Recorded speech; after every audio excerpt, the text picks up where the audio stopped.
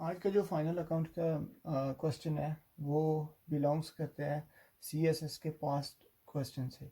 Question paper से ये 2001 में एज इट इज़ आया हुआ है, ऐसे ही अमाउंट और जो भी इसके साथ में एडजस्टमेंट है वो ऐसे ही आया हुआ है।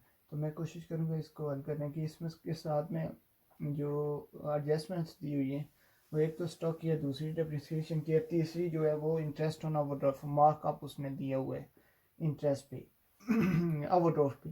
तो एक सैलरीज आउटस्टैंडिंग की है, सैलरीज टैक्सेस आउटस्टैंडिंग की है, प्रीपेड इंश्योरेंस की है। तो एक हमने कमीशन इन एडवांस लिया हुआ है, अक्रूड कमीशन है वो है।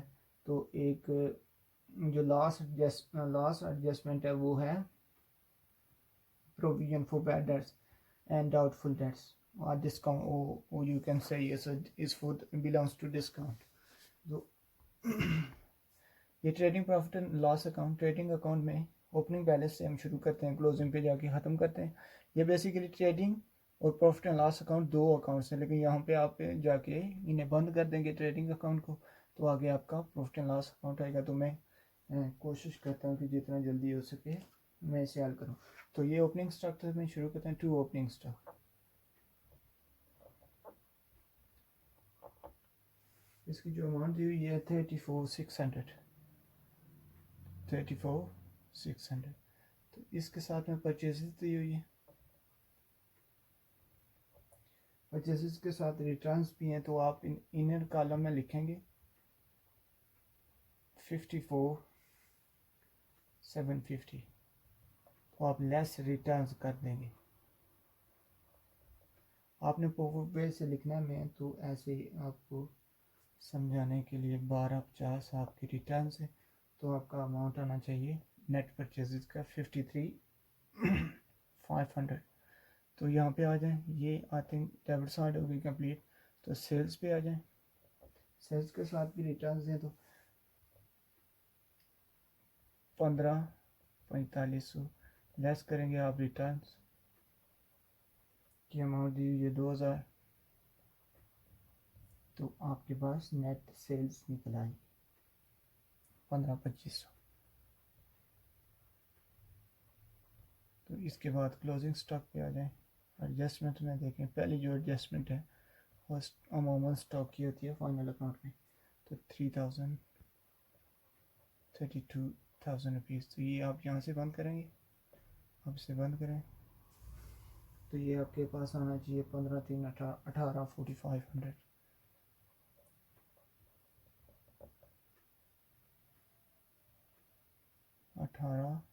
4500। तो यहाँ पे आपका ग्रॉस प्रॉफिट आ जाएगा। इस carry down to profit and loss account. तो आपका ग्रॉस प्रॉफिट आना चाहिए 96,400। मैं इसे as it is brought down कर देता हूँ by gross profit. Brought down हुआ है 9,600। अभी आप इसकी सबसे पहले क्रेडिट साइड पे आ जाएं। ये देखिए कमीशन क्रेडिट दिया हुआ है, तो आप यहाँ पे बाय कमीशन करेंगे। रुपीज़ देखिए कितने हैं, 3750। मैं इसे इनर कॉलम में इसलिए लिख रहा हूँ कि अगर आप एडजस्टमेंट नंबर एफ देखें या आई देखें, तो इसमें दिया हुआ कि 1/3 जो कमीशन है वो हमने नेक्स्ट ईयर का एडवांस में लिया हुआ, मीन्स कि अक्रूड कमीशन है। तो आप करेंगे less 1/3 advance commission, advance commission आपने पूरा लिखना है। ये आपके पास 1/3 बनेगा 1250 रुपये, 1250। तो ये आपके पास 2500 इस साल का जो कमीशन है वो आ जाएगा। और एडवांस में आपने जो लिया हुआ है वो आप डिडक्ट कर देंगे, वो माइनस कर देंगे। तो आई थिंक आपकी क्रेडिट साइड होगी कंप्लीट। अभी आप आ जाएं डेबिट साइड पे। तो सबसे पहला जो एक्सपेंस दिया हुआ वो है एडवर्टाइजिंग। एडवर्टाइजिंग की अमाउंट उसने 4500 दी हुई है। इसके बाद अगर आप आ जाए तो उसने एक और डेबिट साइड पे एक्सपेंस दिया है, मार्कअप टू मार्कअप। ये आप कह लें कि इंटरेस्ट ऑन ओवरड्राफ्ट जैसे ट्रीट होता है, ऐसे ही आप इसे कह लें 80। तो आप एडजस्टमेंट में देखें कि 850 जो है वो आउटस्टैंडिंग है, प्लस आउटस्टैंडिंग। आउटस्टैंडिंग की अमाउंट 850 है। तो आप टोटल आपका जो एक्सपेंस है वो 20-30 बन गया। इसके बाद आ जाए टैक्स एंड इंश्योरेंस पे। टू टैक्स एंड इंश्योरेंस, ये 1250 इसने अमाउंट दी हुई है, लेकिन इसके साथ प्रीपेड इंश्योरेंस भी है और आउटस्टैंडिंग टैक्सेस भी हैं। तो पहले आप आउटस्टैंडिंग कर लें, प्लस आउटस्टैंडिंग। आउटस्टैंडिंग आप इसमें ऐड करेंगे 1200, तो ये आपके पास 2450 आना चाहिए। इसके साथ में आप लेस कर देंगे prepaid, means already paid, insurance आपने ऑलरेडी पे की हुई है, लेस प्रीपेड। प्रीपेड तो आपके पास आना चाहिए 8000, ये 12500 है। तो आपने यहाँ पे ऐड अप करना है 0 से 0.27, तो एक 1 सेकेंड, 12,500 प्लस 1200, ये 13,700 आपके पास आना चाहिए। तो लेस करेंगे आप प्रीपेड 1000 से, तो आपके पास अमाउंट आनी चाहिए 12,700। तो इसके बाद अगर आप आ जाए नीचे, तो जर्नल एक्सपेंसेस दिए हुए हैं, टू जर्नल एक्सपेंसेस की ये अमाउंट उसने दी हुई है 28 78 20 सॉरी 78 20 दी हुई है। इसके बाद अगर आप आ जाएं तो ये सैलरीज दी हुई हैं, टू सैलरीज। ये 20 नंबर का क्वेश्चन आता है। अगर आप में प्रैक्टिस की हो तो आप 20 मिनट में इसे हल कर सकते हैं। ये 3300 है, क्योंकि 3000 रुपीज़ हैं, तो इसके साथ आउटस्टैंडिंग आप ऐड करेंगे, आउट लिख देता हूँ जस्ट। तो आप ये 3000 है, ये 36 आपके पास आना चाहिए। तो इसके बाद आप आ जाएं डेप्रिसिएशन पे, टू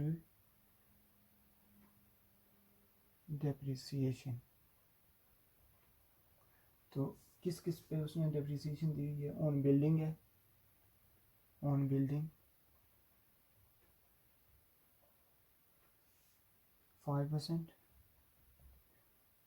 ऑन फर्नीचर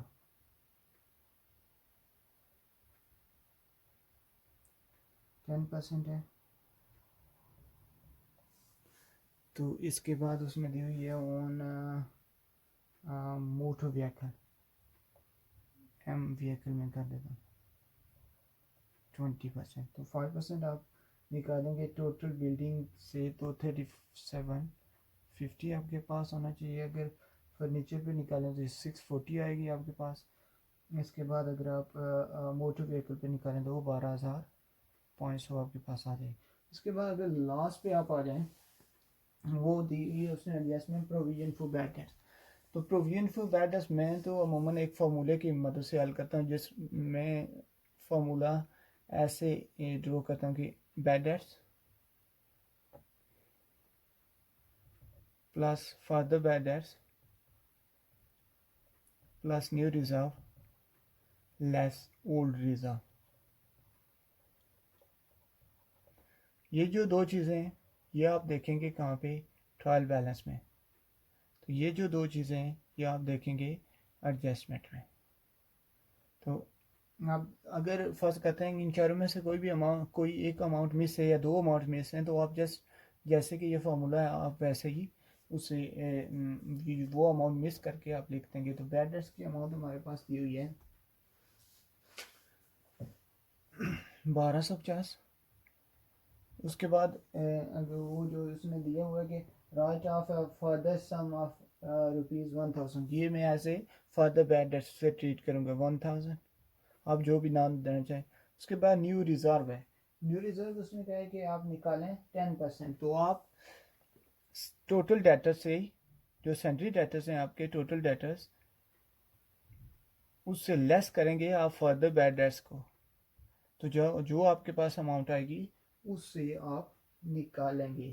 तो मेरे पास जो सेंट्री डेटर्स उसमें दिए हुए हैं वो हैं 38,000 रुपये, उससे मैं 1000 निकालूंगा तो ये 37 मेरे पास आ गए। तो 37 पे मैं 10% निकालूंगा तो मेरे पास आना चाहिए 3700 रुपीज़, 3700 रुपीज़। तो ओल्ड रिजर्व ये देखें आप क्रेडिट साइड पे, प्रोविजन फॉर बैड डेट्स, ये 2000 रुपये। तो आपके पास टोटल आना चाहिए यहाँ पे 3950। लेकिन ये आप एक्सपेंस में ये टोटल ट्रीट करेंगे, लेकिन एसेट साइड पे ये दो चीज़ें आप सेंट्री डेटर से लेस करेंगे। आपने लेस करनी है सेंट्री डेटर से, क्योंकि ये एडजस्टमेंट की जो चीज़ होती है वो 2 दफ़ा ट्रीट होती है, जबकि ट्रायल बैलेंस का जो आइटम होता है वो जस्ट वंस। तो आप यहाँ पे लिखेंगे to provision for doubtful debts, doubtful debts. तो आपके पास कितनी आई 3950। तो आपका ये प्रॉफिट एंड लॉस अकाउंट भी कंप्लीट हो गया। तो ये मेरे पास आ गया 900।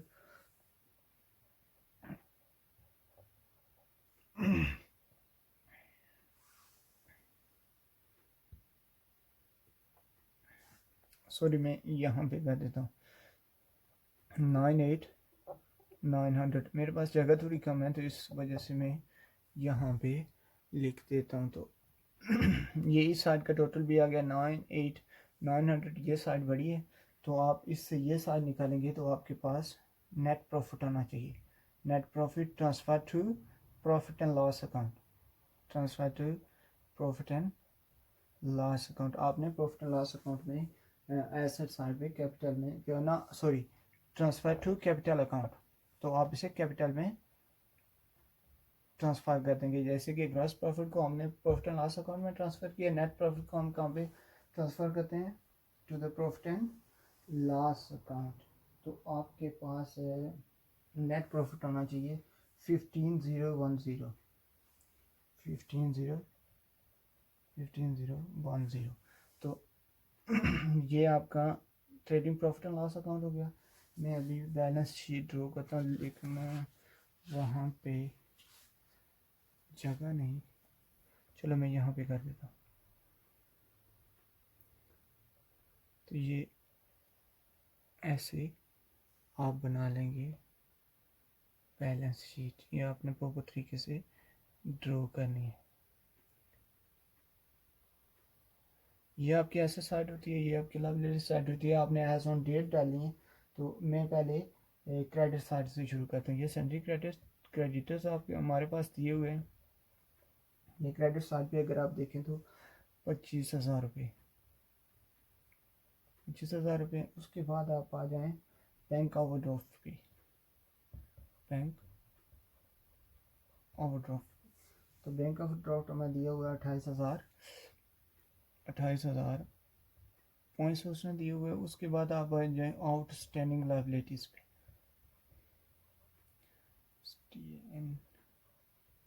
आउटस्टैंडिंग ये आउटस्टैंडिंग हमारे पास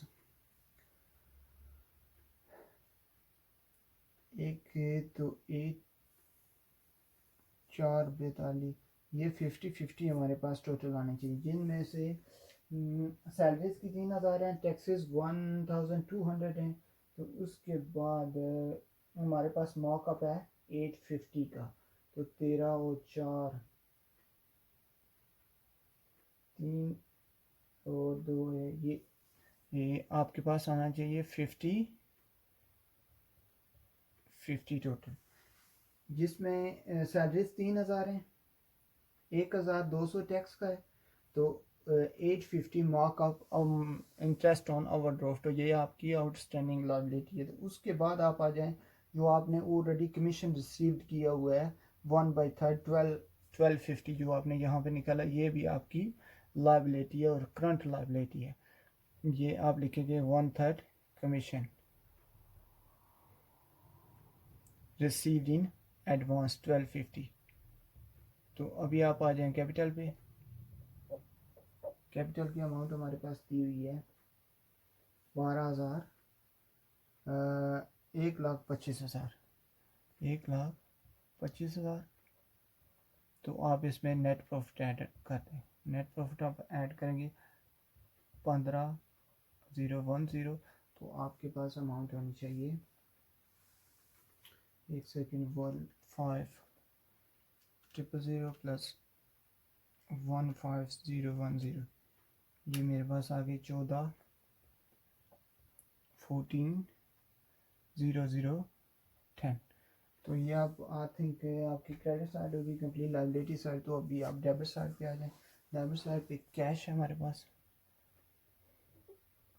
कैश की अमाउंट जो दी हुई है 6,500 है। इसके बाद अगर दिया हुआ तो वो स्टॉक है, ये आप एडजस्टमेंट में देखेंगे 3,200 रुपीज़।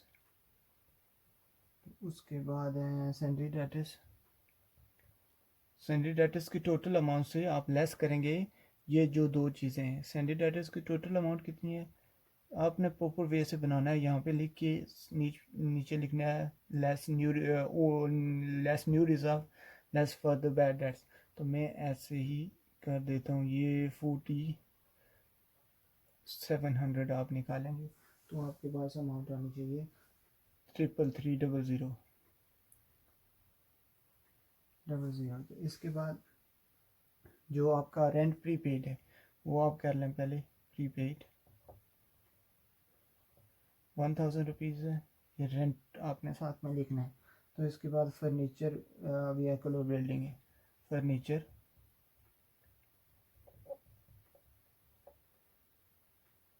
Motor vehicle